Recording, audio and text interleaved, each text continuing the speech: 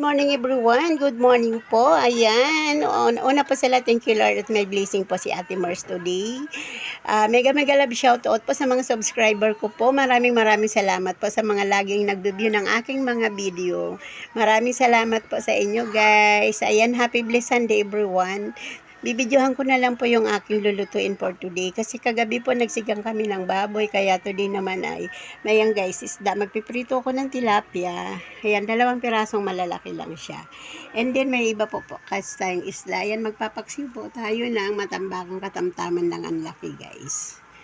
And then, ayan po yung ating mga ricado.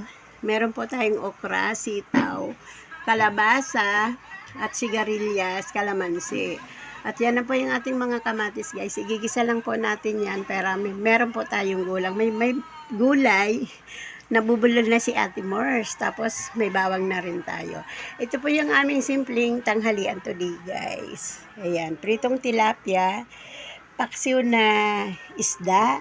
At ginisang gulay. Ayan. Thank you so much everyone. Ulam Pinoy at simple pero masarap po siya at healthy naman po. Good morning. Thank you so much. Happy Sunday po.